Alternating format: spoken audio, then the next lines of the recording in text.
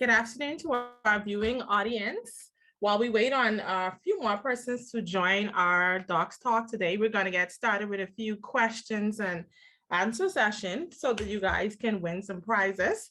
So I note that Miss Emily Osada Bay and Crystal Duncombe, you ladies were the first persons to join us today.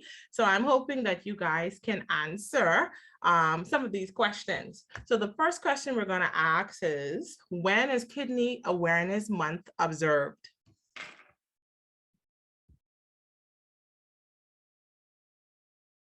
You can feel free to open your mics or you can type it in the chat. We have persons monitoring our chats as well. So let's not all answer at once. Good evening. I'm neither doctor. I'm neither the great Emily Osada Bay or the other name you called, but Miss Moss. If I answered that, would that be cheating? Dr. Smith here. Dr. Smith, it definitely will be cheating. Dr. Smith, I'm not going to answer the question. I'm not in for the prize. You answer the question, Dr. Smith, or tell somebody else what to say. I saw that we actually had someone that has responded and responded correctly. Crystal has typed it is observed in the month of March, which is correct. Correct, yes. But I knew that because I watched another program. So I'm allowing them, the younger persons, to answer. Fair enough. Let's observe and watch. Thank you very much. We appreciate you. How are you? I'm fine, thanks, ma'am. Good. Keeping well, fit and well? Absolutely. I'm right here. I thought it was Sunday, but anyhow, today is still Tuesday. Lord, Miss Moss, we just took over your whole trip. Listen, I understand that you guys are, meeting up and reuniting. That's all fine and good. This is how we meet these days. Fair enough. So let's add more excitement to this. Does anyone know if we have a kidney support group here in the Bahamas? That may be more of a challenge.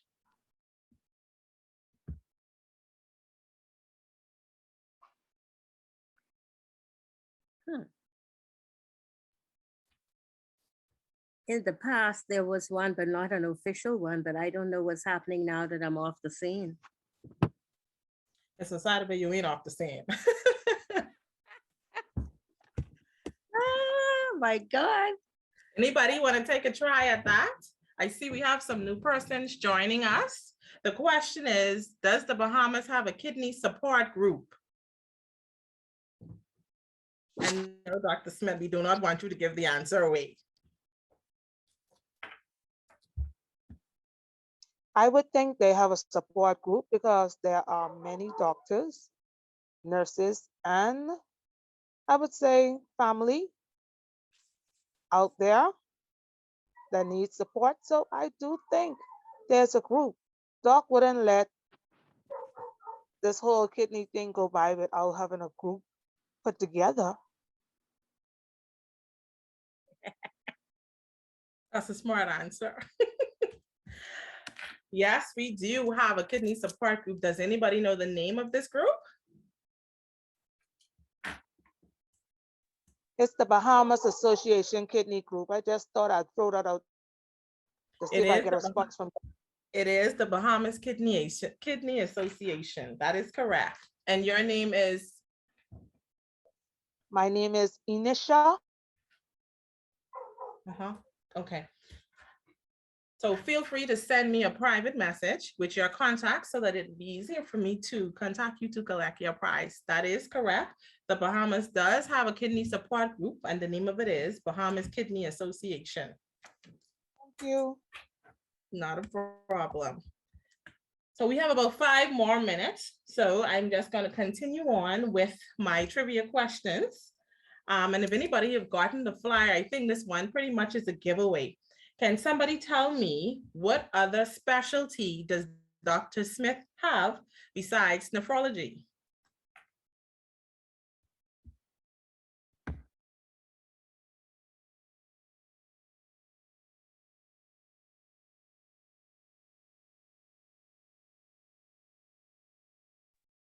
I see Crystal has answered again. as well as medicine, family. general and transplant surgery. He's a nephrologist. Mhm. He's a nephrologist on internal medicine and general and transplant surgery. That is correct. You also like to sing?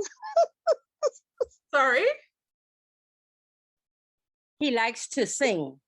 Also loves to sing. Dr. Smith, are they telling us that that's your specialty, singing? Boy, Dr. Smith, it sounds like you can be serenading us at 1.8. Oh, I love church. Hallelujah. Okay. All righty, and our last question would be. So it wasn't any prize for that? Yes, there was a prize. Crystal gave the answer in the chat, as well as you, Miss Osadabe. Oh, okay. I see you. So we'll go into our last question and then we'll go right into our welcome. Can anybody tell me the name of the office where Dr. Smith practices from and the location? Surgical Associates in Centerville, opposite Z&S. Correct. The actual name of the street is the plaza is Hilltop Medical Plaza, but that is correct. Dr. Smith, Mr. Saturday, know where to find you. You can't put the duck on, huh? Oh no, I know where to find him. Oh dear. So ladies who have not put your contact information in the chat, please do so, even if it's just an email address. Feel free to put that in there because we want to reach you, definitely to give you your prizes. At this time, we will invite Nurse Charlton to welcome Dr. Smith and welcome our viewing audience on behalf of our team. Good afternoon, everyone, and welcome to another lively and informative Doc Talk session. It is my honor and privilege to welcome all of you on behalf of Mrs. Rogers, our Vice President, and the entire committee of the Bahama Health Wellness. And so I want to invite you all to, not just save this information and keep it all to yourself. Send a text message, send this link out to your family, to your friends, because I'm sure there is information here that sometimes you know how we go. We trying to explain it and we don't get it right, but we have an expert in our midst who can explain and answer all of your questions. So once again, I want to welcome you and I want to thank you all for joining. Also write your questions. We do have a Q&A segment at the end of this presentation. So if there are any questions that you have, anything you need clarity on, I'm sure that our speaker is more than capable to answer any of your questions and clear up any of your queries and concerns. And so without further delay, I will invite Nurse Lenoshka Monroe to introduce our speaker for this afternoon. Good afternoon, everyone, and welcome again. Dr. Frederick Smith began his medical career at the University of the West Indies, Mona campus, and completed his bachelor's in medicine and surgery in 1999. In 2001, he returned to UWI to pursue a doctorate of medicine in internal medicine, also seeking to offer his services and experience serve as an academic registrar at UWI. In addition, Dr. Smith served as an emergency room officer at St. Andrew's Memorial Hospital in Kingston, as well as in the Diabetic Association Renal Unit in Kingston. Recognizing his keen interest in renal function and care, also seeking to observe best practices globally, Dr. Smith was able to secure 2 observerships in both Caja Seguro, Panama City, Panama, and SUNY Downstate, New York City, New York for 3 months each. In 2005, Dr. Smith earned his doctorate of medicine and returned to the Bahamas, where he has served as consultant and clinical tutor to UWI until the present. In 2010, Dr. Smith successfully completed his fellowship at Queen Elizabeth II in Halifax, Nova Scotia, in general and transplant nephrology. He is passionate in his service to provide the best care available and possible, and to ensure that the Princess Margaret Hospital's nephrology department is recognized for providing best in care and best practices in nephrology services. Ladies and gentlemen, we present to you Dr. Frederick Smith.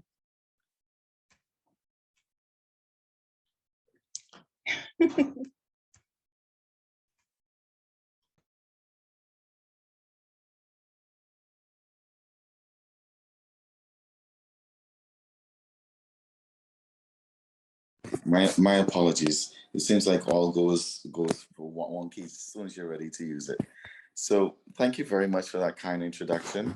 And I'm just simply Dr. Smith. I'm simply Dr. Smith, the child of Nurse Asadabe.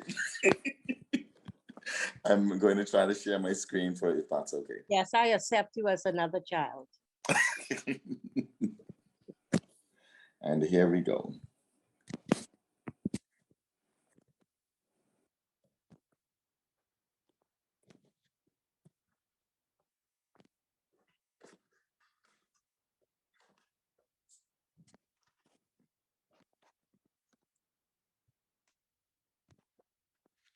I'm earnestly trying to share my screen, and I'm just hoping that the internet is not going to play games with us tonight, because sometimes when the internet is a little slow, it does cause issues. You're sharing screen. What are you seeing on the screen, please? Right now, we're seeing your background. There you go. There we go.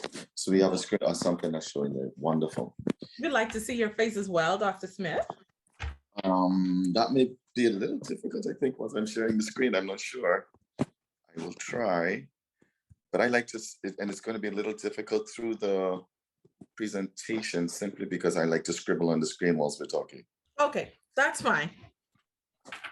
So I think I did something in it, and I'm not sure if it came on or went off again.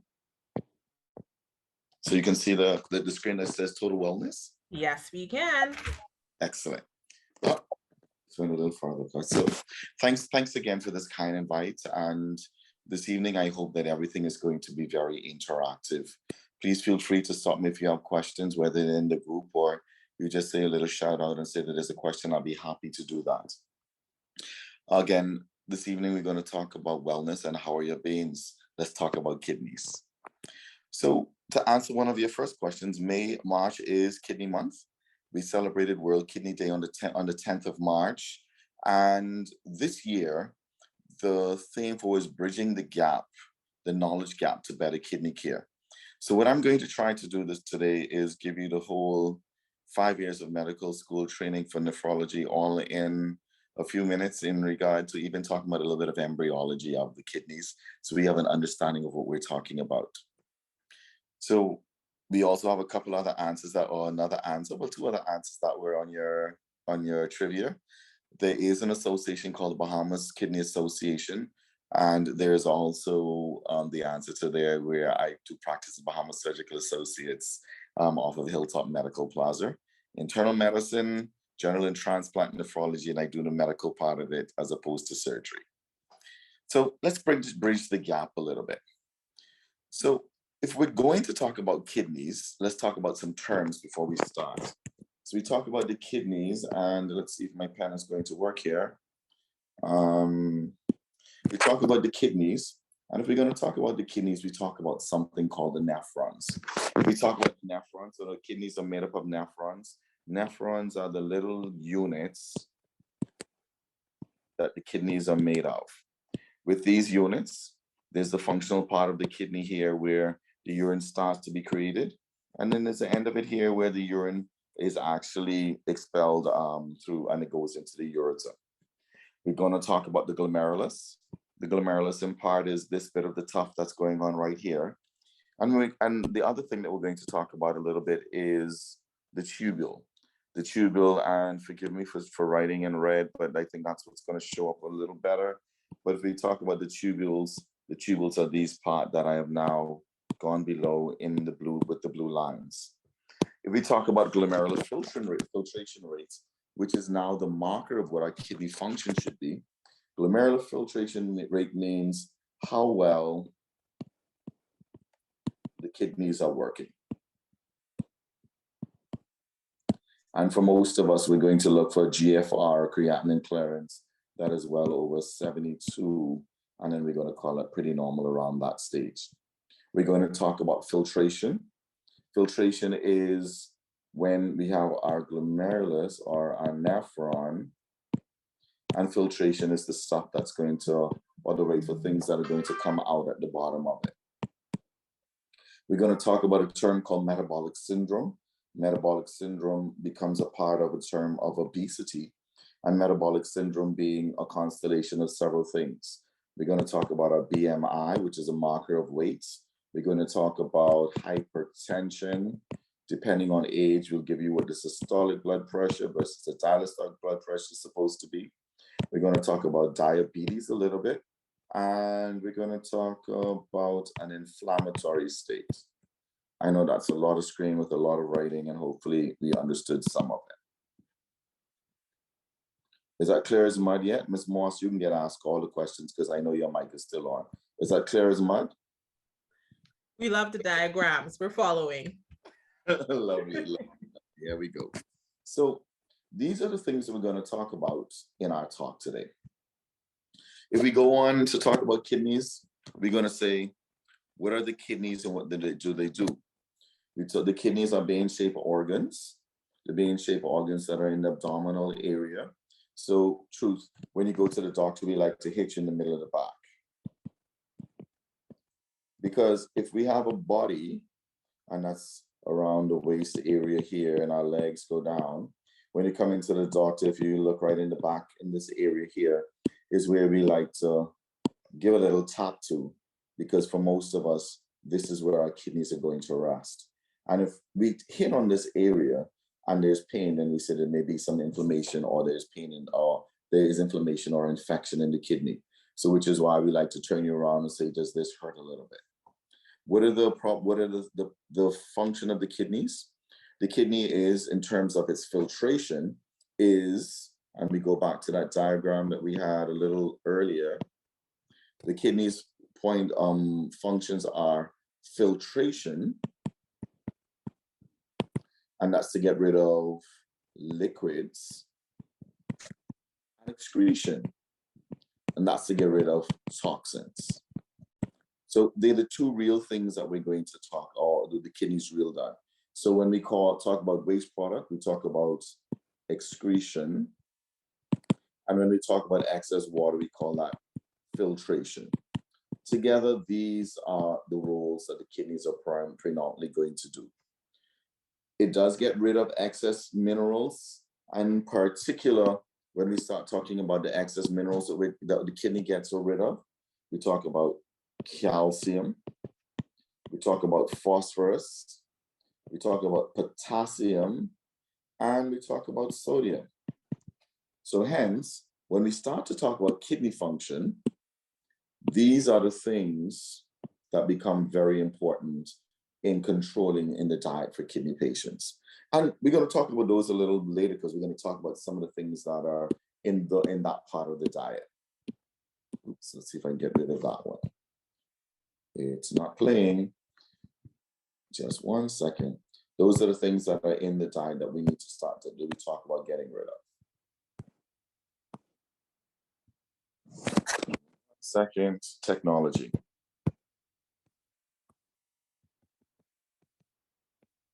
I'm tapping and it's not going anywhere. Oh, there we go. So where do we get started?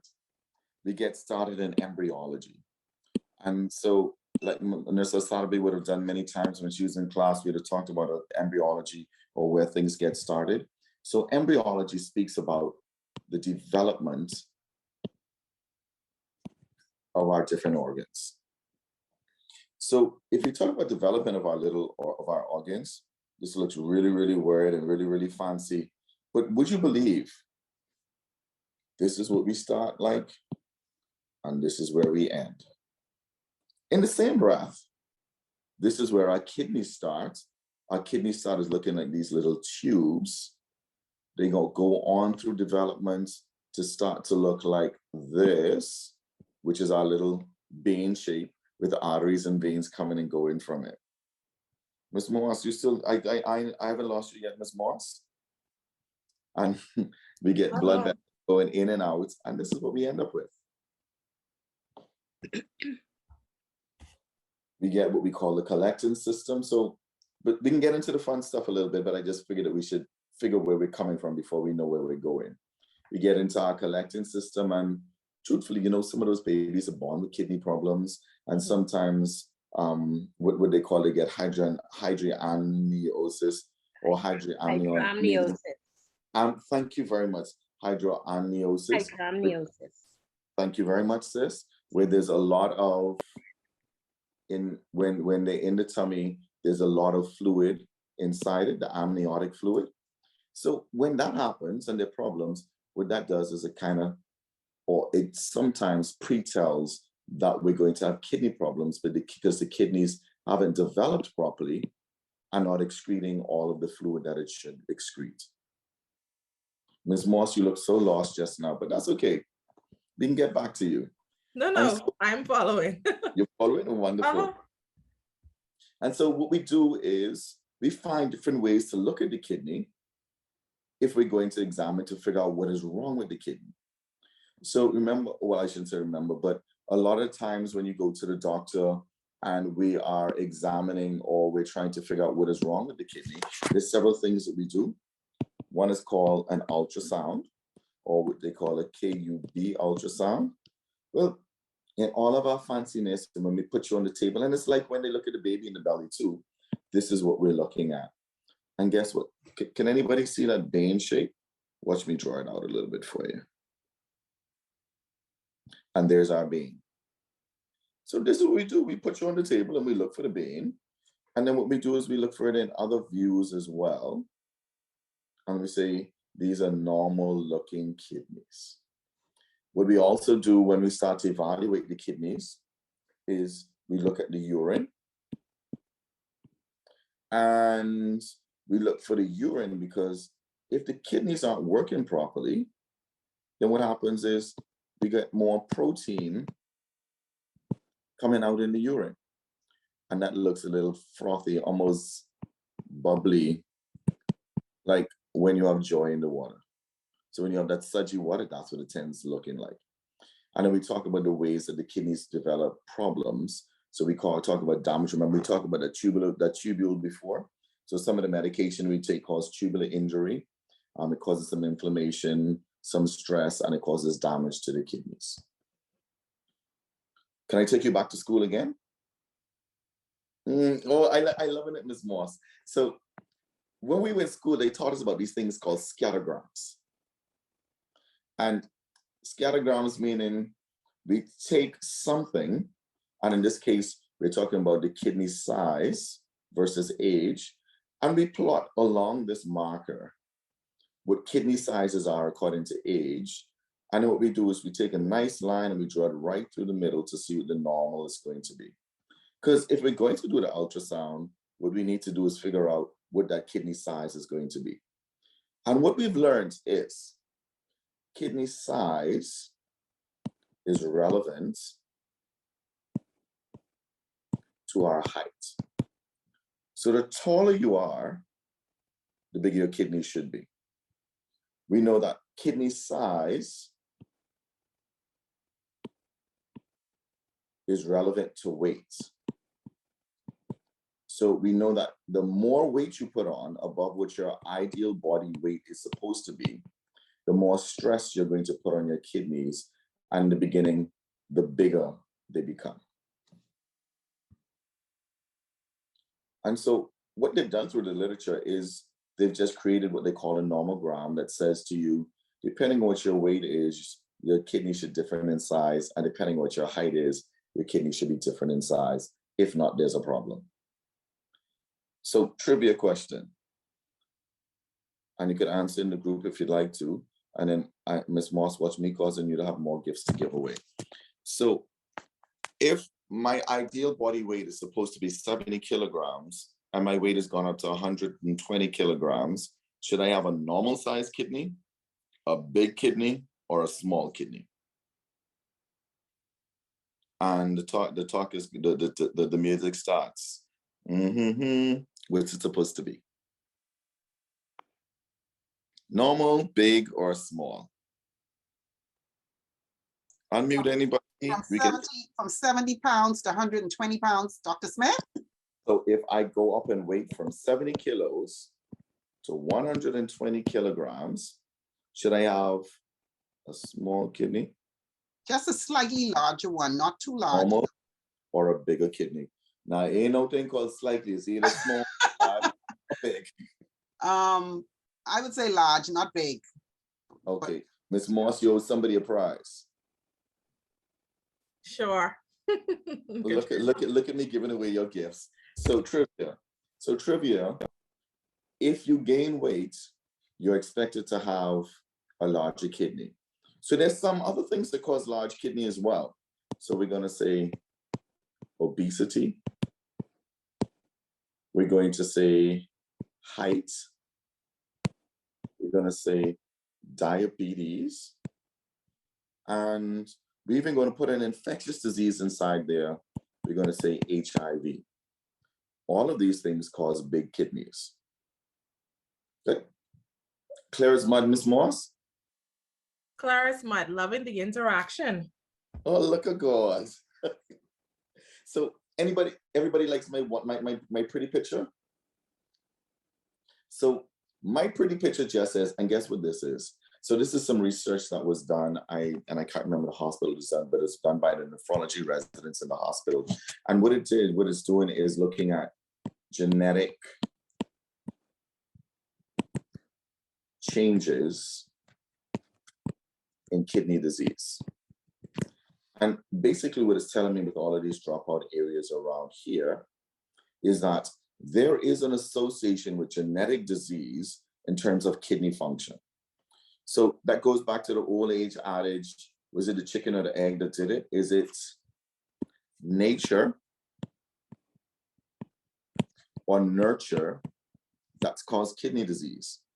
And this slide is telling me that there is a degree of nature that causes kidney disease. So there are some things in terms of nature that cause kidney disease. My previous slides in terms of height and weight tells me there's some degree of nurture that causes kidney disease. So there we go, nature versus nurture.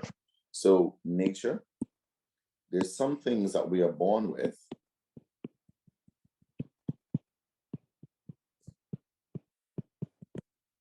and there are things that they call like polycystic kidney disease.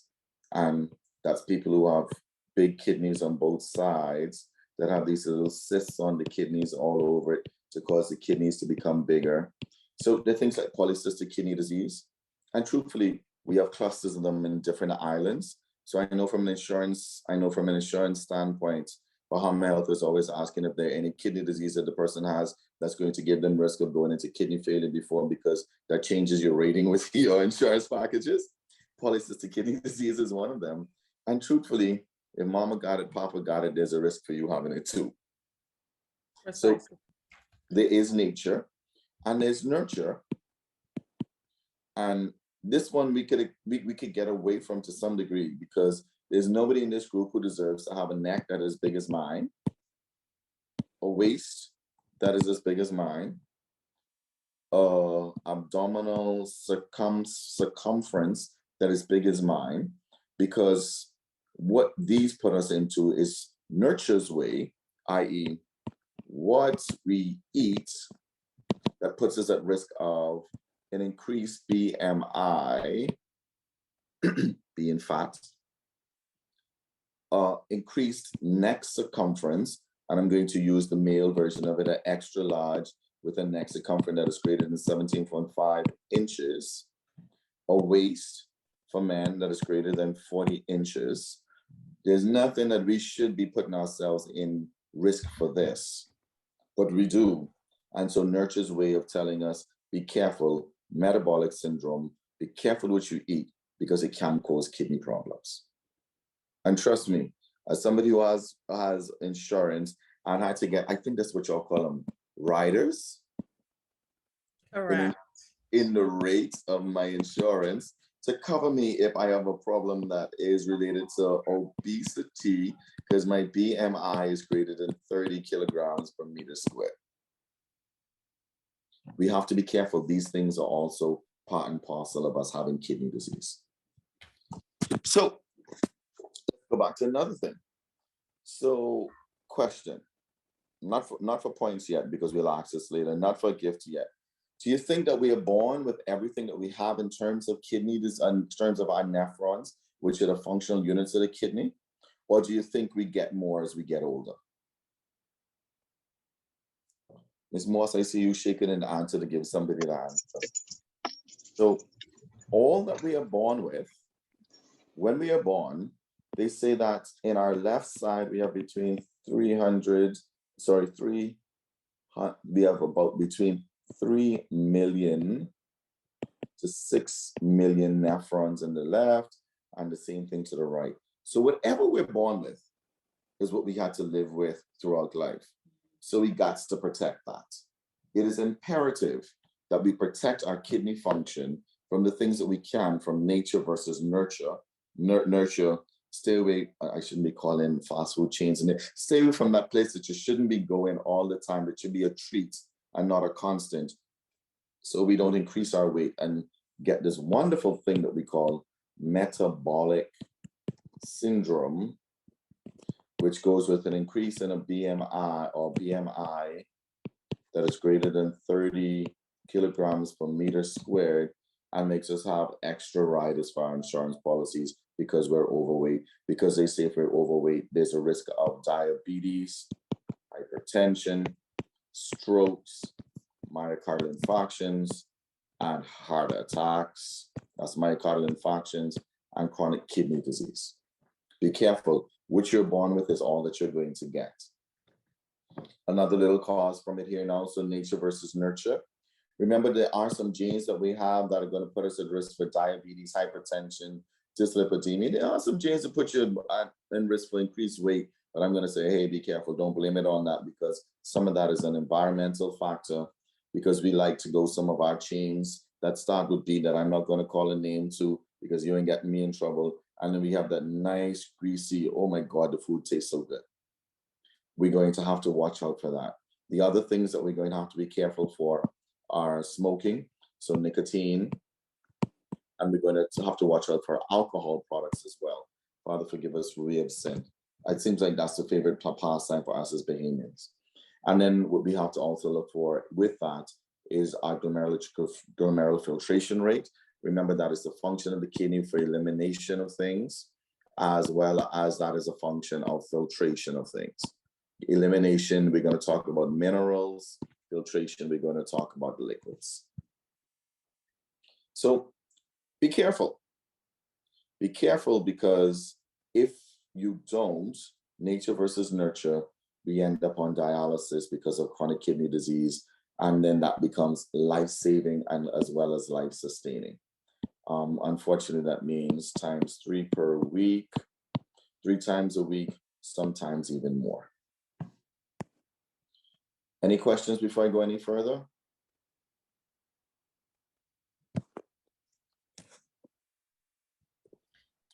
Dr. Smith, I do see a comment in the chat. Someone is asking, so I made to understand that surgery urine passing is a good thing. Is that true? Oh, sorry, that's what I should have been writing in red. Surgery urine is bad. It tells me that protein is in the urine, or there's a risk of protein, and it tells me that I must check my kidney function. Good. So yes, I think that addresses Stanley Apple's question. There are no more questions, so we could proceed. All right. So there's some environmental factors that we speak of, as well as some genetic factors we could think of. So diabetes, we could talk about that as or we could talk about that as nature. High blood pressure, we're going to say there's an element of nature. Heart disease, we're going to say there's an element of nature. Smoking, we're going to say that is nurture. Obesity, we're going to say nature and nurture. Your ethnicity, origin, we're going to say that is nature. Family history, we're going to say that is nature. And abnormal kidney structure, we're going to say nature. So there are tons of things that become nature. And then we also talk about nurture, which we've said before. And I'm going to throw another little caveat in it. We can talk about factors that we can, risk factors that are reversible or non-reversible. So diabetes.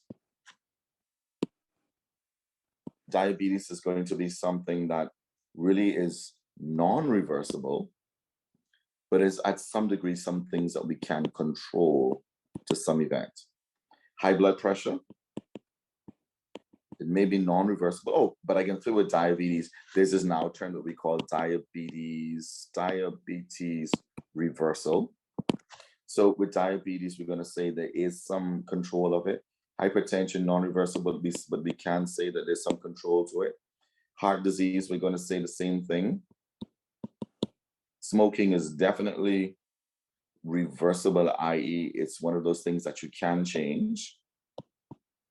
Alcohol is one of those things that you can change. Where you're born, how you're born, who your mom and who your pops are, we can't change that.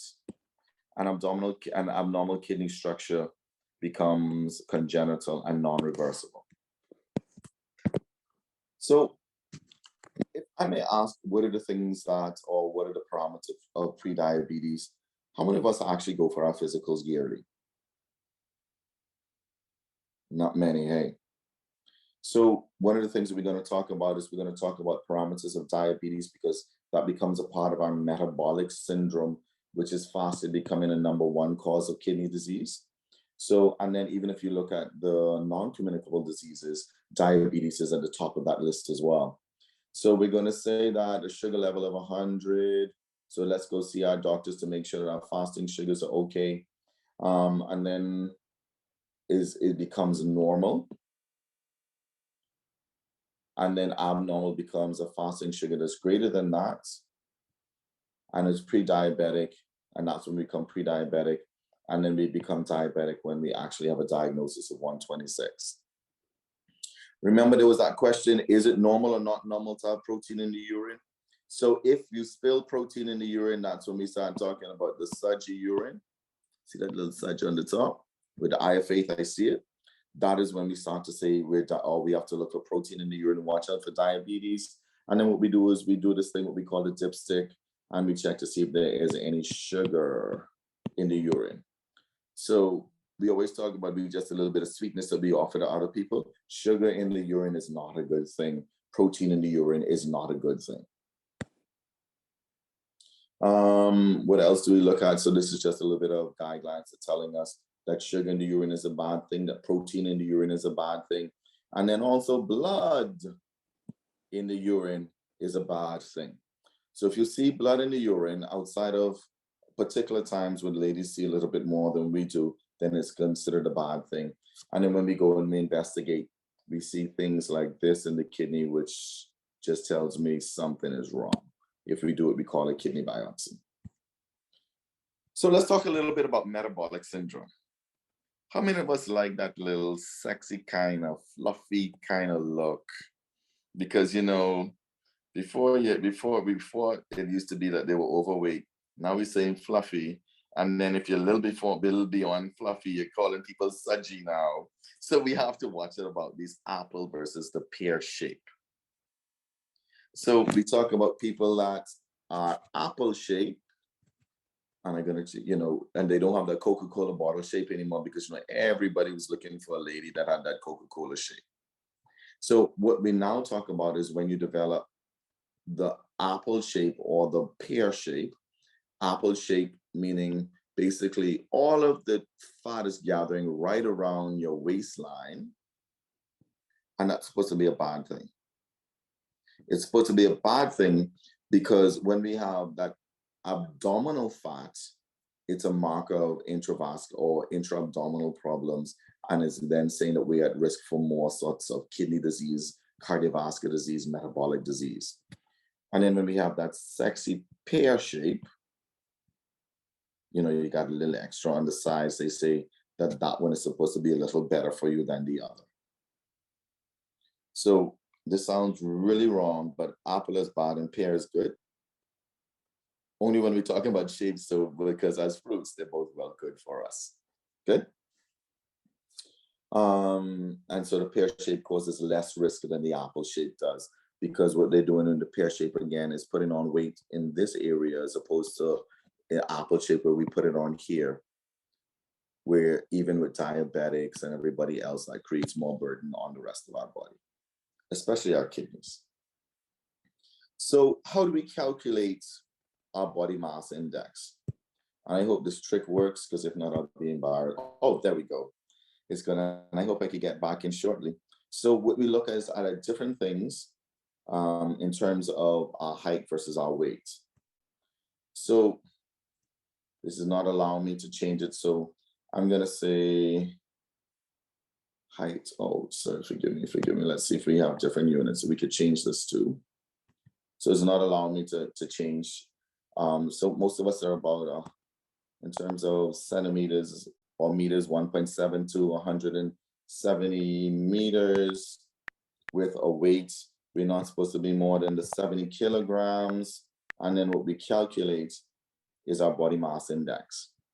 So at about 170 centimeters, and then the weight of 70 kilograms, that gives us a body mass index. That is, so you can still see the screen?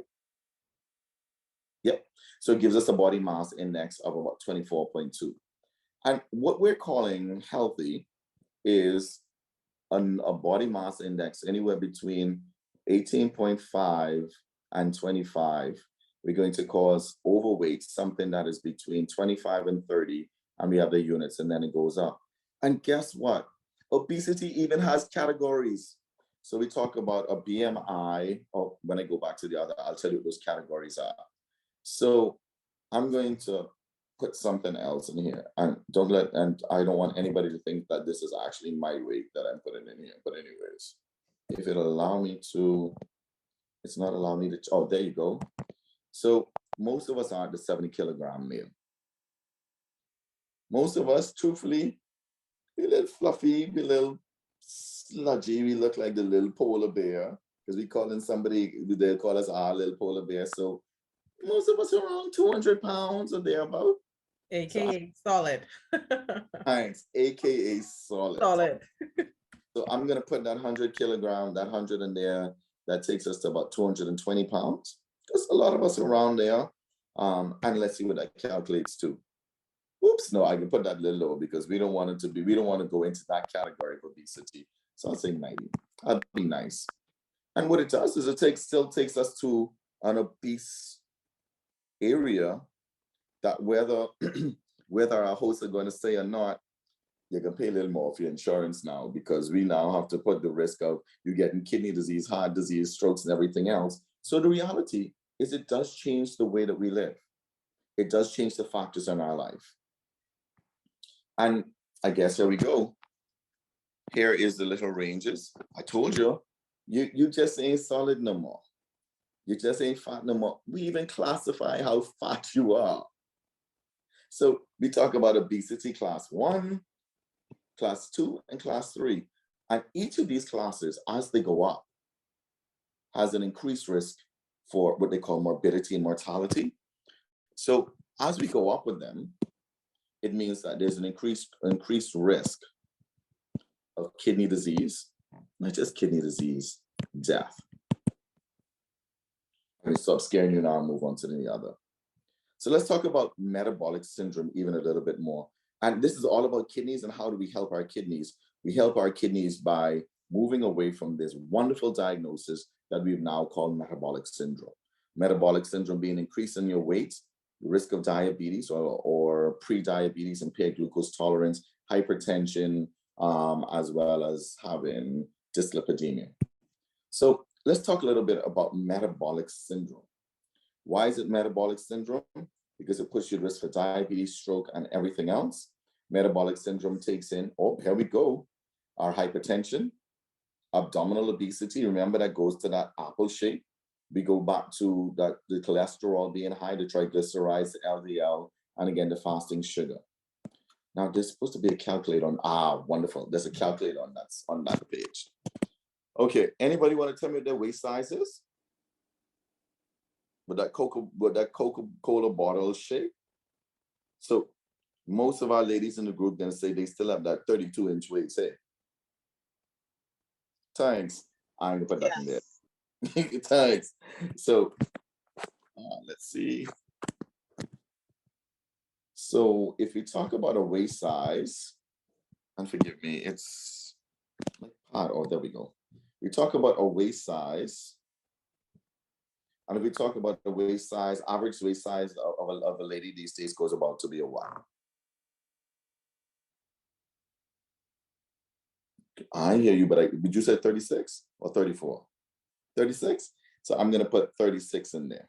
32. 32, wonderful.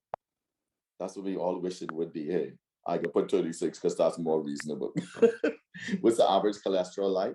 The average cholesterol is probably high. Oops, that's way too high. 180s. We're gonna say the average cholesterol is about how much? 180, something around there. The average blood pressure? Come on, system. You know, everybody always borderline. You always have them 140, you know, over 90, always borderline. The 140 over 90. Mm-hmm. And fasting blood sugars. Let's say about 140. Just a really sick person. Yes. Just a really, really sick person. Yes. This is not a good example. Y'all shady. No, this is the example of what we deal with. So I'm going to tell you from, if you give me a waist of, let's see what we put in there again. It just disappeared from with the numbers that we just put in there. You put in a 36. I put a 36. Mm-hmm. So depending if you're male or female, that's not a bad risk. What was the other one? We put in almost basically normal cholesterol. The triglycerides weren't bad, but we did put the sugar up a little bit, and we put the blood pressure up in the normal range of, the upper range of normal, depending on the weight. So because of that, we're going to say your metabolic risk is low because we put most of the cholesterol in is pretty normal. Mm-hmm. And then what they're going to say again is they're still telling us that what we should do is watch out for the apple shape. A pear shape is better. And it goes back and telling us to do, and they've been telling us how to lose a little bit of weight. And why is this important? This is important because, again, metabolic syndrome is becoming close one of the greatest risks for kidney disease. Control your diabetes, we talk about that all the time. Control your hypertension, we talk about that all the time. But what we really need to do is start to control that waist and that waist hip circumference. What next we have to talk about? Smoking. We have to remember that although smoking predominantly we say is bad for your heart, and sorry, that's a horrible lung. That looks like a sick lung, probably smoking plenty too. Your heart and your lungs, we also have to realize that smoking is bad for your kidneys because kidneys have blood vessels. And what the smoking is going to do is the smoke is going to cause damage to your blood vessels. So if we narrow these blood vessels, it means that what's going to happen is the blood pressures are going to go up and you're going to have more risk of kidney disease from that standpoint. And guess what? Smoking is just one of those weird and wonderful things. Depending on how long you stop smoking, it gives you the risk factor of when your blood pressure is going to come back to normal, how long, what your risk is towards heart disease, as well as cancer, as well as kidney disease. So mindful, if we smoke, the longer that we've stopped, is the greater the benefit to preventing disease or reversing disease. And the longer that we have smoked puts us more towards the risk of disease. So all this is going back now to tell me is smoking is going to cause problems here in my blood vessels, which is going to cause problems in the part of the kidney that we call the tubule, which is the part of the kidney that causes excretion of our wastes. Clear as mud? Excellent. And this picture is a little small. I forgive me. Oh, you get a little bigger. And again, if we have problems clearing our waste, then we also have problems clearing these minerals that we've spoken about, phosphorus, magnesium, and potassium. If we have problems clearing them, then that causes worse kidney disease. If we can't clear them and it causes more kidney disease, then truthfully, not just the kidneys are affected, but the muscles start to become affected as well. The bones start to become affected. So I have some questions for you. How do I know how bad my kidney is? Anybody? Go. Is it because of how yellow your urine is, or because of how sludgy the urine is when you urinate? So we can tell that there's kidney disease because of protein in the urine, which is just sludge. We can tell that there's problems with kidneys because of how dark it is at times or how light it is, because that's a concentration problem. We can, but the truth is, go see your doctor, go get your annual physicals, because what we really need to do, and here we go again, is we need to put numbers into formulas. We need to look at kidneys. Ms. Moss, how are you doing with time? You're good with time. I just thought that you should plug in your device. I see you're down to 11%. Thank you. You have a lot of pain in your back too. Yes, ma'am. And why you have pain? And remember, you have pain in the back. And what we said about the pain in the back? We said that the pain in the back because the kidney's in the back. Sometimes we tap on your back to see if your kidney's okay. But truthfully, the kidneys having problems can cause pain in your back. Absolutely. So when you go to the doctor and we're trying to see how bad your kidney disease is, we pull up a little calculator ourselves. We like to pretend like we know everything out of our head, and we say, give me a second, I'll be right back in. But what we've really done is gone outside, find our calculator on our phone, and put some numbers in the calculator to come back and tell you what it is.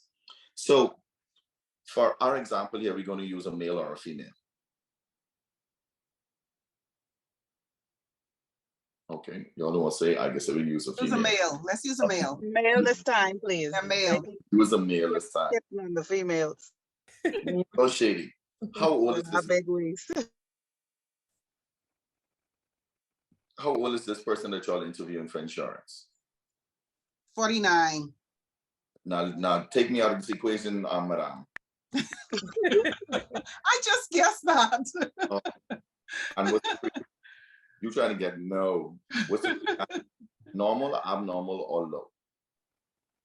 So the kidney function, when you're sent for the blood test, most people who have problems are people who have high creatinine as a mark of kidney dysfunction. So I'm going to give this male, this 49-year-old male who is not me, a high creatinine. Not you, definitely not you.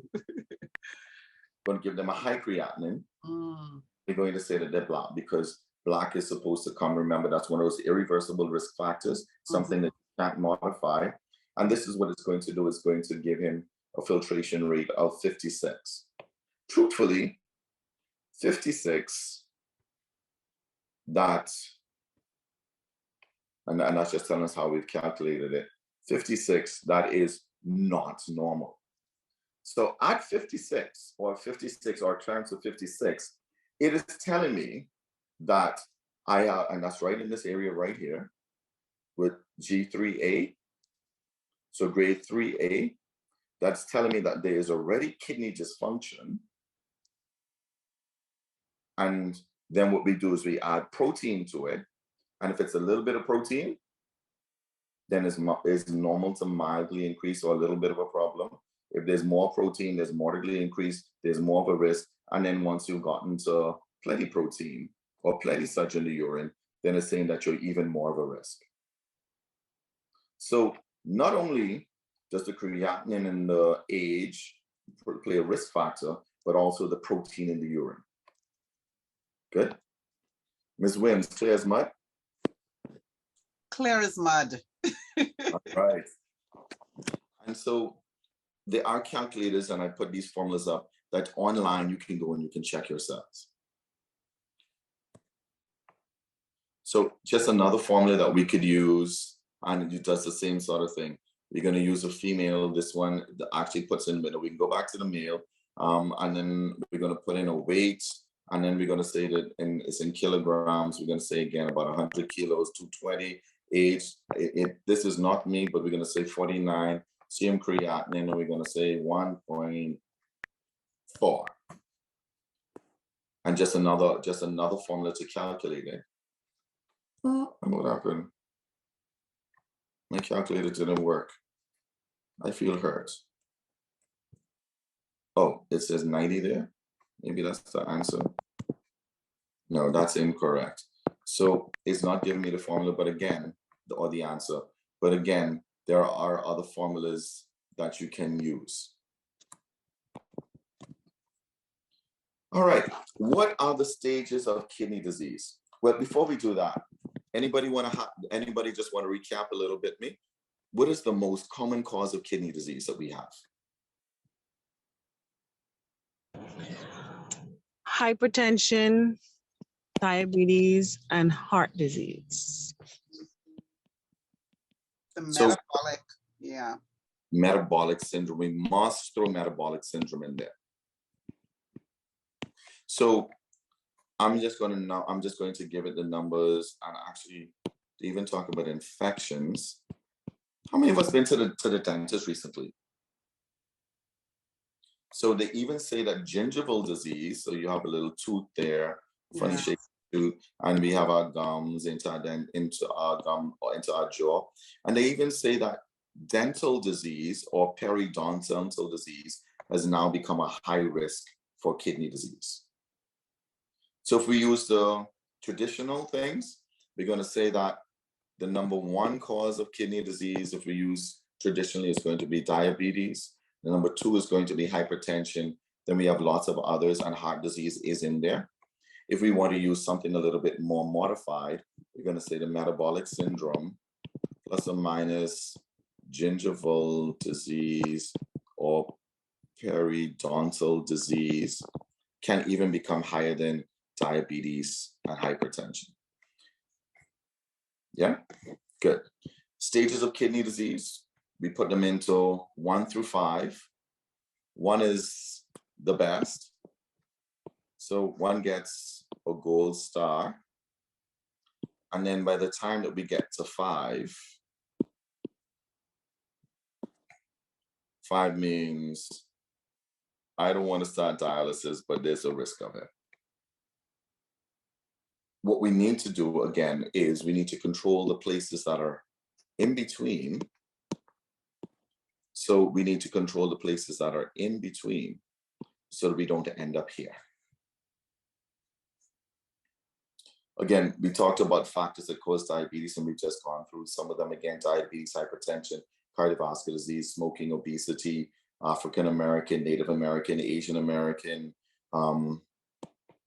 Latin American, family history of kidney disease, and abnormal kidney structure. Again, what are we going to look for? So we talked a lot about that sludgy urine. And what does sludgy urine mean again? What does sludgy urine mean? It means that you have High protein in the urine. High protein, yes. In the urine. So the other thing that I'm going to tell you is the signs of kidney disease can be very specific or it can be very general. There are lots of people that have decreased urine output, and then the concentrated urine that somebody said was dark before, but sometimes urine remains normal. So again, I urge you, go see your family care physician, whoever your primary care is, so that we can get you checked out every year. It can cause retention of fluid. So if you're normally this, oops, now that's a horrible drawing there. If you're normally this thin person and then your legs start to get bigger, or you start to gain weight around or fluid around there, or you put it on your socks around your abdomen, or you put it on your socks and you see the little socks line on it when you take it off at the end of the day, or at the beginning of the day, you had on the shoes with the strap on it and can go on easy. And then when you get to take it off in the evening, it's a little tight, or you see the strap pressing into the feet and you see the little line. So that suggests that there's too much fluid. And then when you're looking at the eyes, those nice, big, beautiful eyes, and then after a while, you see them starting to look a little puffy, it's suggesting that there could be some fluid that's being stored underneath. So they talk about fluid retention in different places. You become short of breath. Now, why do some people become short of breath when they have kidney disease? Because when you have kidney disease, so horrible looking lung again, I'm sorry. And you have kidney disease. So what happens is you have the heart on that side, the connection to it, and because fluid is backing up, it backs up in the lungs as well. And then you start to become short of breath again, short of breath, and then the tummy gets a little more apple-shaped and round. The feet start to swell a little bit more. The eyes start to look a little bit more puffy. And so it goes. You become tired very easily. Sometimes you become confused because, oh, that's a horrible shaped brain. But with kidney disease, what you're going to have is problems with the brain. There are proteins that are deposited in the brain. You deposit the protein in the brain, then you start to develop dementias. So kidney disease and dementias, almost like Alzheimer's. And outside of that, if the toxins aren't coming out the body properly and they start to get deposited in the brain, it just doesn't work well. So there's confusion. In the GI tract, there's nausea. You get weakness. Remember when we talked about the muscles, we talking about excretion. We said potassium doesn't come out, phosphorus doesn't come out. And so sometimes when the potassium is high and it gets deposited in the muscles, or it causes damage with the muscles, not necessarily deposited, but it affects those ATPase pumps. It doesn't contract well and it causes muscle weakness. And again, high potassium in terms of heart. I bet you everybody knows what this is. So, you know, when we look at things, everybody see that on all of the medical science, the ECG or the EKG. What high potassium does is it causes things to become narrowed in and then stop, flatline. And what we know with flat lines mean, Lord, gone to see, Oh, Lordy, gone. rest in peace. So hyperkalemia can cause that, or kidney failure can do that with the hyperkalemia and the regular heart rates. So if we're talking about kidney disease, what can we eat? Truthfully, I almost want to say you almost can't eat anything. But what you're going to have to do, and so I put these things up here, and I'm just going to put a quick little note to it. We're going to have to eat things that have less potassium, and you have to eat things that has less phosphorus, because the kidneys don't excrete potassium and phosphorus well when you start to have kidney disease.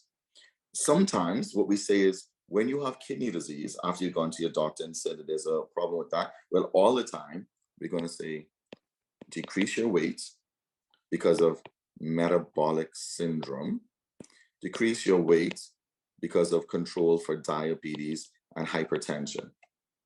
At times, we do tell you to increase the protein in your diet. So we may tell you to eat a little bit more protein in terms of meat, or protein in terms of vegetables. So I guess the purists in our group, and Father, forgive me if I've sinned, the Seventh-day Adventists in the group will say that you should get it from your proteins from the vegetables and meat. I touching it with a 10-foot pole. What happens, sis? Beans and lentils. Beans. High protein. I tell you, I shouldn't have touched it with a 10-foot pole because I have a piece of pork chop for dinner. Oh. Dr. Smith, you said phosphorus and potassium are the two things to stay away from. Can you say that again, please? So when we're talking about excretion and the kidney's not working well for excretion, that means it can't get rid of, you can't pee out your potassium, and you can't pee out, and you can't get rid of your phosphorus. So they will build up in the body and cause problems like that heart rate. Oops, I did something. I don't know what I did just now.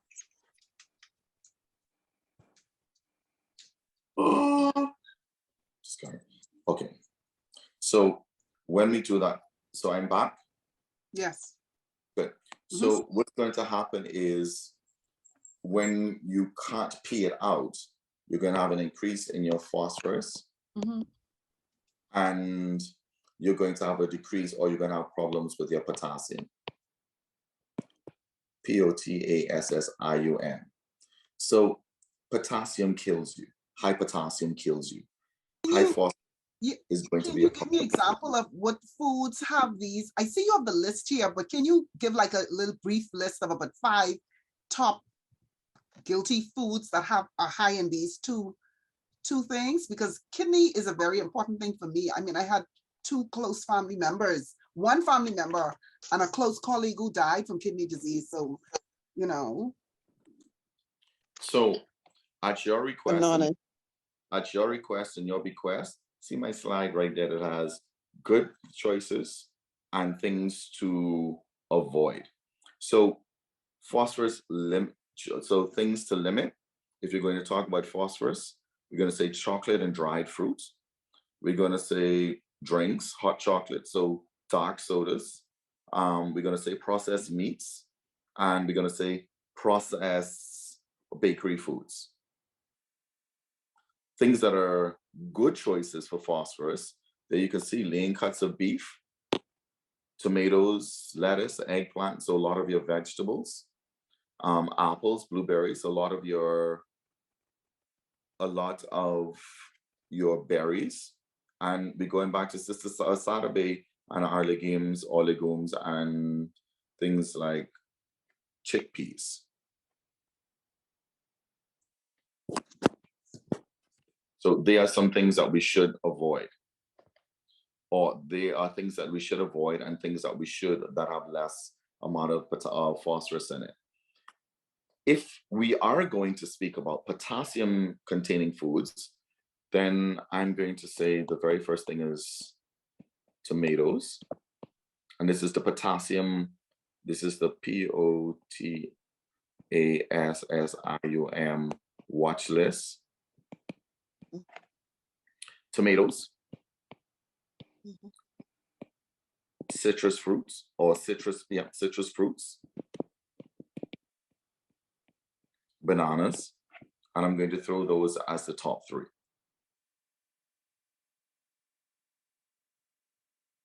This is crazy. I love tomatoes. This is crazy. If I show you my garden, I have about 6 or 7 varieties of tomatoes in my garden. What about coconut water? Coconut water, let's add that to your do not list. Coconut water. So if you have kidney disease, these are no's. And then Bahamians allowed to do Gatorade. That is a no. High in sodium. High in sodium, and as well as potassium. Mhm.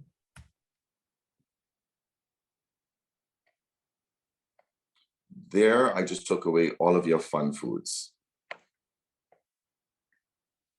Again, we're going to go back to kidney disease and we're going to classify it into stages. We've done this before. This is just a typed version of the visualization we had before. And then I'm going to ask you, how much water do you drink?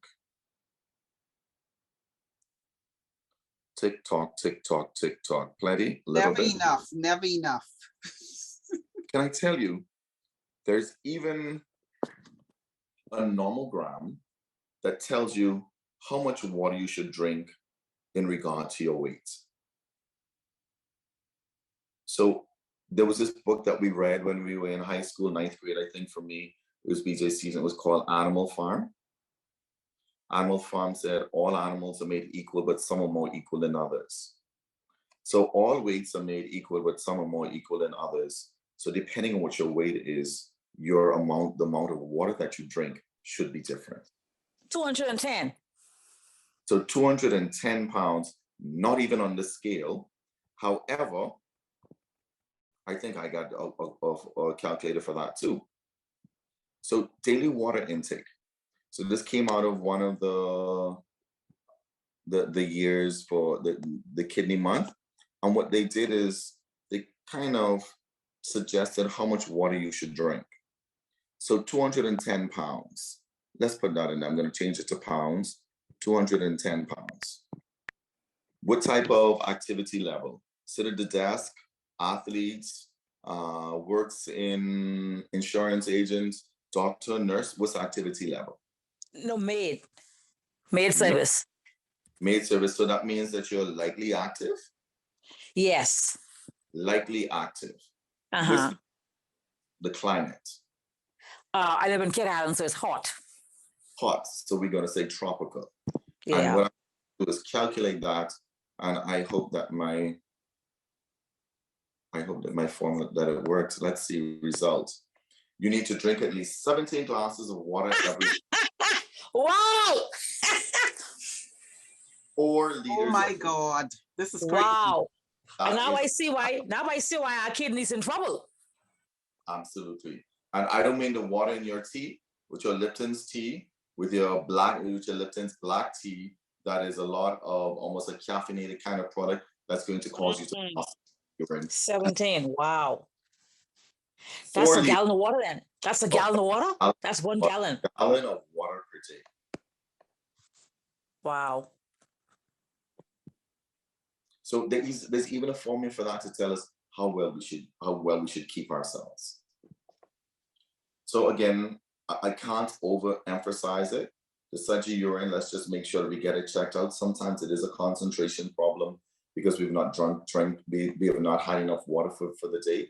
Sometimes it's a little pressure thing because we rush to the bathroom and we just squeeze that all so quick, so it sludges a little. But we do need to watch out for sludgy urine. So we do need to get our urine checked if the urine becomes sludgy. Sludgy urine, for all intents and purposes, we're going to say protein. And sister, you know this one?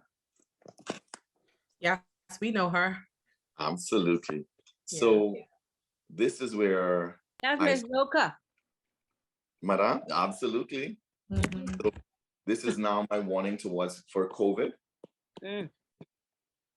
Sister Roca wears her mask to protect me. Okay. I wear my mask to protect Sister Roca. Okay. Please, let's remember, COVID is real. By the way, did I tell you all before I end?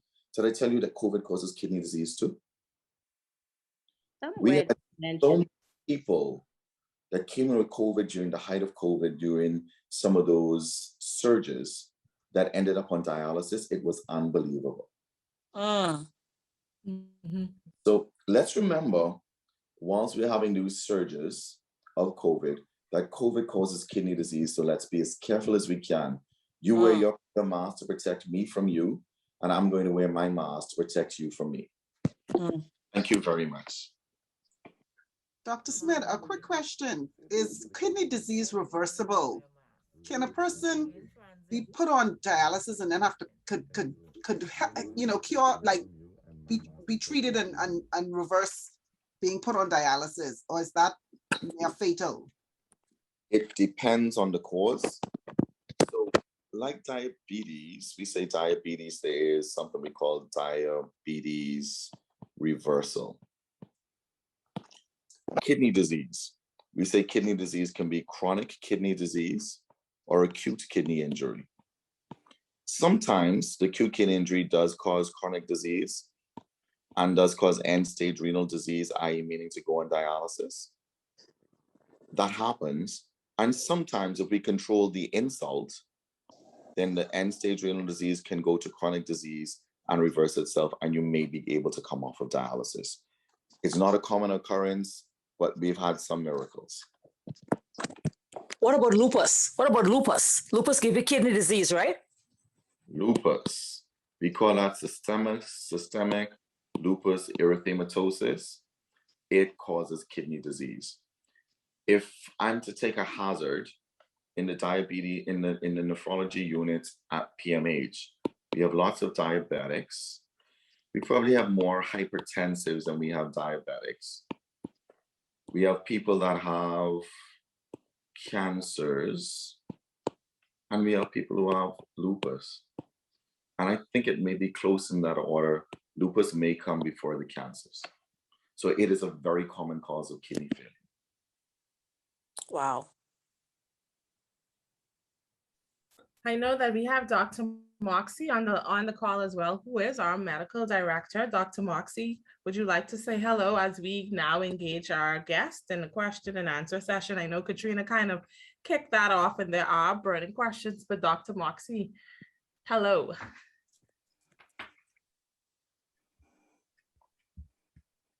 Is he still there? Dr. Moxie, are you still there? Yes, I am. Can you hear me? Yes. Oh, perfect, perfect. Good evening, everyone. Thank you all for joining us for such an excellent presentation. And thank you, Dr. Smith. for taking the opportunity to speak with us and to provide some insight to our clients and members alike. And so we're certainly appreciative of your efforts. I'm sure Nurse Moss is going to come with a vote of thanks or something afterwards. But I see that you've been very engaging as usual throughout your talk. And so you've really taken the burden off of me in terms of having to ask questions, afterwards. But I would like to say, certainly if any members of the audience have any questions at this time, we'll be more than happy to have you put it in the chat, and I can certainly relay those questions to Dr. Smith at this time. Dr. Smith wanted, I guess I can kick it off and ask if you can kind of just share with us, with the audience, when we talk about kidney disease and chronic kidney disease, how prevalent, how common is that in the Bahamas? What are we looking at in terms of for our population? So if I could answer it in this way, and Dr. Mox, I've never typically answered any question the way somebody's asked it of me, but I'll do it in this way for you if I can. So if we talk about our chronic dialysis program, in the government system, we have greater than 500 patients. If we talk about our clinics at PMH, or in the government system, we could see, I think maybe up to 3 times 6, we could see almost 20 persons on a Thursday with a wait list. It's probably greater than 3 months. So it is telling me that there is a very high incidence in our society. There is a very high incidence of kidney disease in our population. I'll add one other thing. If we look at the way we are at PMH, and forgive me, I shouldn't say that, in our governmental system, we are probably on an average running a census of seeing, currently, actually right now, our census is about 40 patients that we're following daily. So this tells me that there's a very high burden of kidney disease in our population. Whether that is going back to what we'd said prior to the last question, acute kidney injury, chronic kidney injury, or end-stage renal disease, this combination of patients, whether those patients are very sick or well, the burden of kidney disease in the country is astronomical. It is just something that we don't do something about that's not sustainable. I hope somewhere in that long retort I answered your question, Dr. Moxie. Yes, you did. And thank you very much for that. There's a question, 2 questions actually in the chat for you. And so I think I'm going to interpret this. One question, are you familiar with the product Lucozade? You mean the sports drink Lucozade? Yes. I do know Lucozade. Okay. A question is it an appropriate drink? And I'm assuming that the person is asking, and somebody who may have chronic kidney disease or not. So again, I'm going to flip that question a little bit. And so I'm going to say sports drinks. Most sports drinks are bad. Kidney patients or patients that are on dialysis, because a lot of them have high potassium content and a lot of them have a high sodium content. So I can't tell you I know Lucozade. I don't know the exact components of it, which is why I'm going to say most of our sports drinks are probably not the best thing. Okay, great, thank you. When we think about kidney disease, how prevalent is it in children? And it's a 2-part question. And what is the, in a child that's been diagnosed, can you speak to their life expectancy if they're diagnosed with kidney disease? at a young age?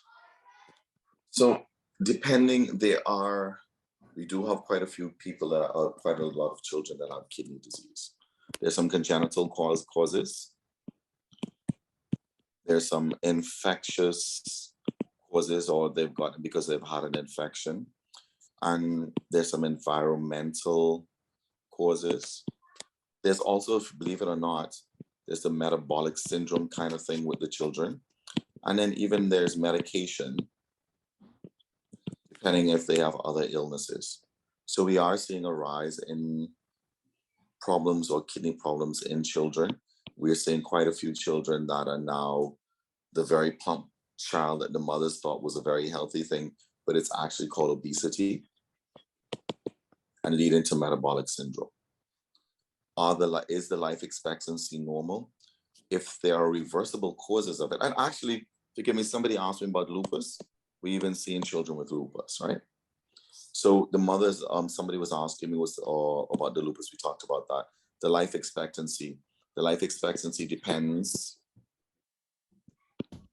on the cause, and it depends on how well it's treated.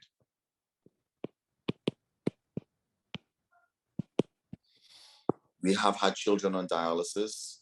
We unfortunately have had some childhood deaths, but we've had some of those children grow well into adulthood with I shouldn't say with no problem because they're on dialysis. We've had some of them grown well into adulthood with stability on dialysis, and even approach such institutions as yours in regard to transplants and at offsites. So there is a good prognosis if we catch it and we treat it well. Okay, great. Your responses have actually prompted two questions in the chat that you would have touched on, just in terms of mentioning them. One was, do you foresee transplants, renal or kidney transplants, happening in the Bahamas in the near future? And when should one consider a transplant? So I'll let you start with that first. So in terms of transplants, I think the number one obstacle to transplants is cost. So fortunately, unfortunately, it is most times limited to those that are able to afford, i.e. clients that have taken the benefits and the role of trying to get insurance. So I'm going to throw this plug in there. Those of us who don't have insurance, please, let's get some health insurance and make sure we keep it up, because it's not just a good to have anymore, but it almost becomes a necessity. You're talking about a transplant. I know somebody who was just quoted $400,000 for a transplant, and that was basically the cost of the transplant first year of therapy. We do have surgeons in the Bahamas that are trained in transplant. We do have Sorry to interrupt you, Dr. Smith. Can you say the cost of that again, please? Let's see right here. I just know somebody who's been quoted $400,000. Now I do know that there are centers that have done them at a lesser amount, but I know somebody who's just been quoted $400,000. Are transplants available in the country currently? We have the expertise. So we have the surgeons. We have the physicians to take care of them. We have the pharmaceuticals or the medication. So we have them. And I do know that there are some institutions, or there's an institution in our country now, currently that is trying to further the ability to do transplants in the Bahamas. And I think one of those CEOs was saying that we want to try to see if we can get a program started within the year. So it may not be as far on the horizon, or it may not be as far as we think that it is, because it is in conversation. However, we do know that there's probably going to be a cost factor with that. The other thing is, the other question that was asked of you is when to get a transplant.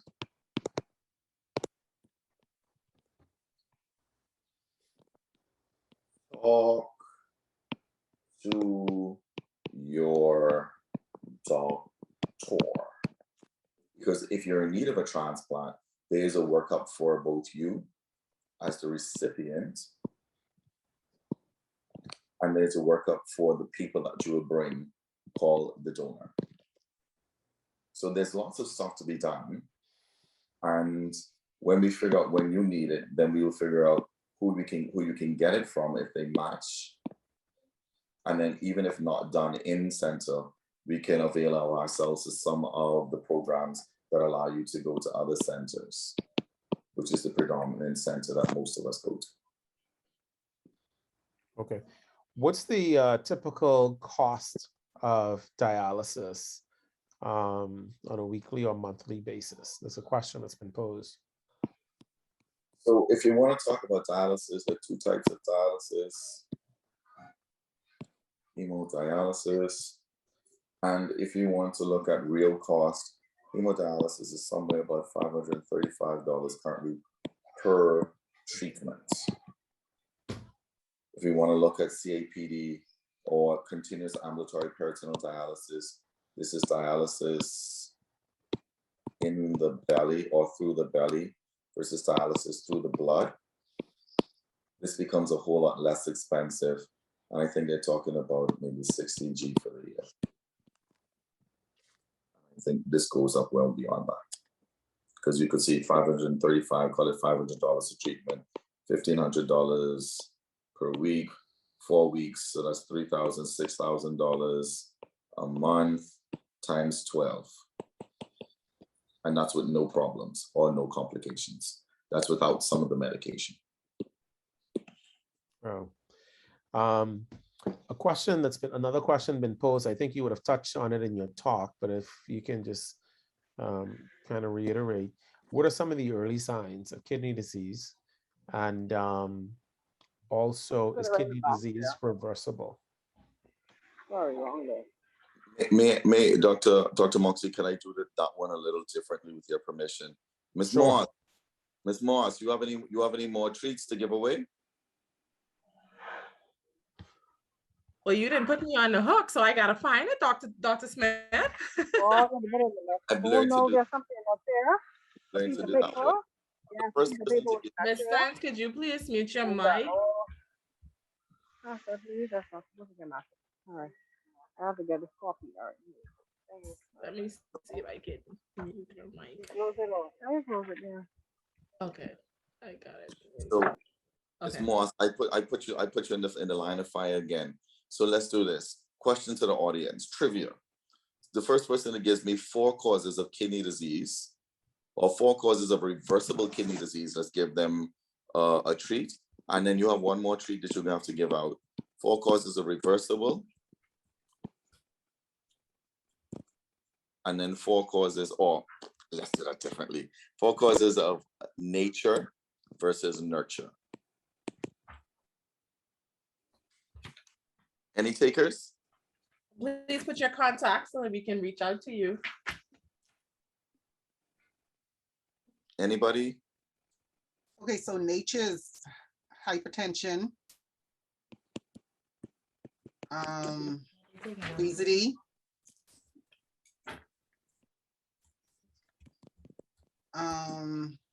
heart disease. I think he said heart disease. Was it heart disease? Oh Lord, I'm fighting with this one.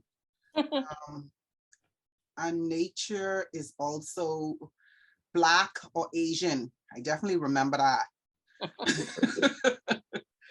So I can give you that one, Ms. Wims. Okay, thank you. One more treat, and then I don't know if I can ask Ms. Moss for any more. But 4 people who give me nurture, or somebody to give me 4 things from nurture that become risk factors for kidney disease. Smoking and obesity. That's 2. 2 more, sister. I'm not in the chat. Oh, sorry, sis. I mean, what you say, nurture? Nurture.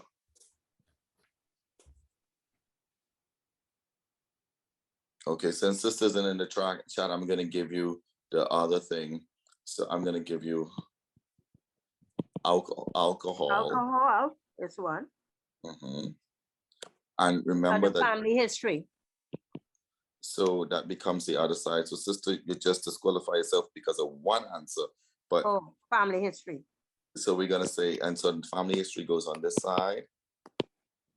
And then we're gonna say diet even outside of obesity, because the dietary choices. Ah, Lord, Miss Moss, you just got saved just now. So Miss Williams, you win one. Sister, good try next time. All right, any other questions? Dr. Moxie, back to you, sir.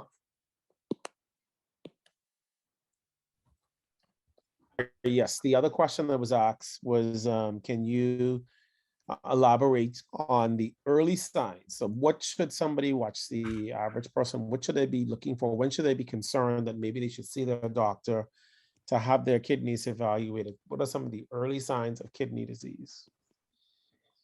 So I'm going to say the first sign is do not wait for a sign. Get your annual physicals done. And then number two, I'm going to say that you can start to become swollen. So remember, we talk about the feet, the tummy, the eyes. So you can start to become swollen. You can become short of breath. That's number four. You can have skin changes. Because if you lose protein, you'll change the way the skin looks. Oops, I did something. You can have changes to your hair. You can have the sludgy urine, suggests protein in urine. You can have increase in your blood pressure. You become tired or fatigued. You can become confused. Decrease memory. Back to you, sir.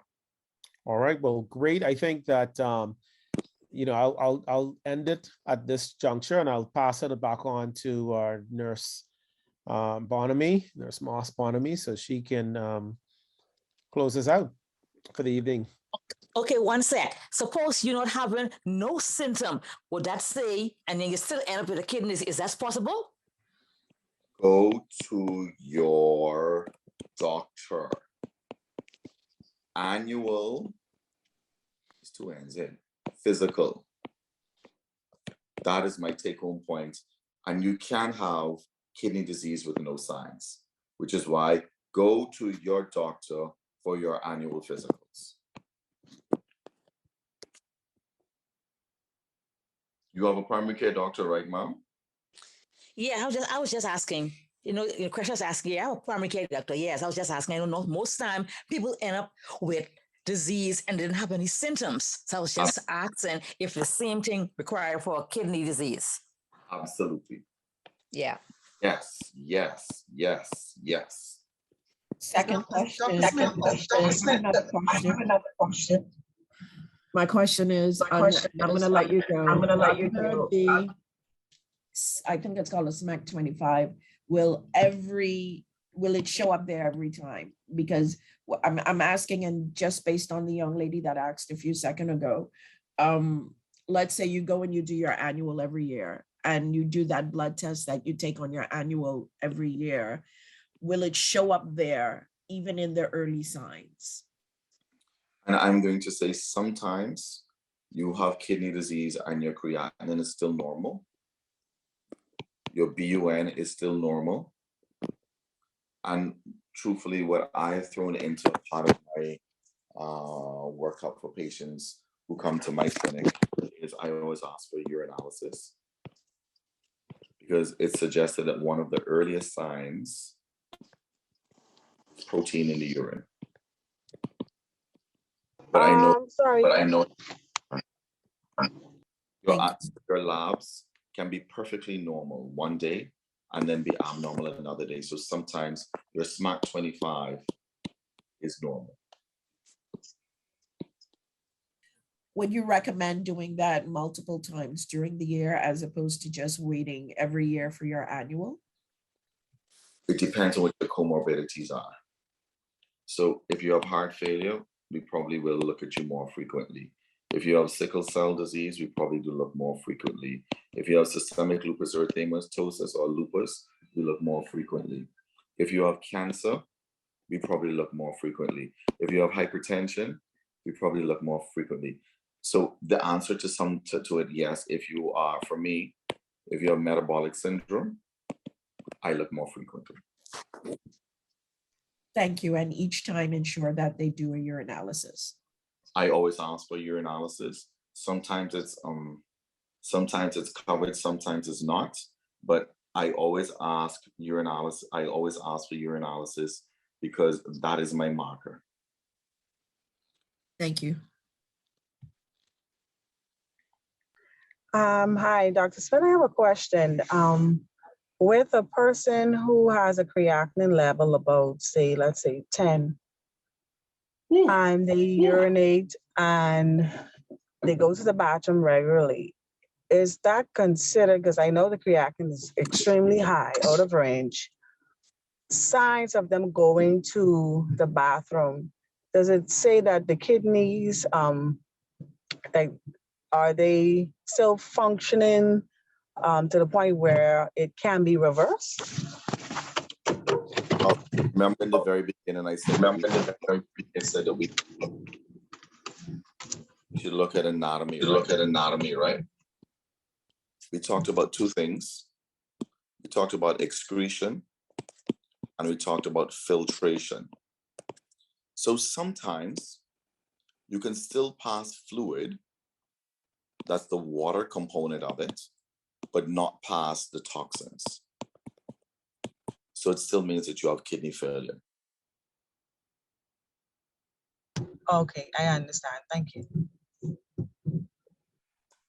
Ladies, Dr. Smith, I must say, I can see that your passion is not only nephrology and teaching, but it's also singing and drawing. And of course, you've engaged our audience so well. So I would also like to engage another member of our clinical team, which is Ms. Danielle Miller, to close us out with the vote of thanks. For all the persons that still have burning questions, feel free to send me an email. I'm the manager of the clinical care unit, Nurse Danishka Moss Bonamy. My email address is daniska.moss@familyguardian.com. We'll be sure to share those questions with Dr. Smith. So we'll now call on Danielle to do the vote of thanks.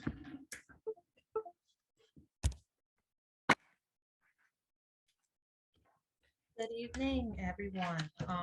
Dr. Frederick Smith, I want to say thank you so much for such a lovely presentation. It was so insightful, so educational, and it was so great having you. I also want to thank the clinical team, Bahama Health, Medical Director, Dr. Moxie, for being present with us. Of course, Nurse Bonamy Moss, the rest of our clinical team, and of course, our Vice President, Mrs. Charlene Rogers. She wants to show her gratitude by saying thank you as well. And most importantly, the audience, thank you so much for coming out and supporting, for being present. Thank you for all of your questions. Very great questions we had for this Doc Talk. We encourage you to complete a survey at the end of this presentation. As well, if you have any questions, of course, Nurse Bonamy would have advised her email, and we look forward to seeing you our next Doc Talk. So until then, have a great day and have a safe evening. Good evening.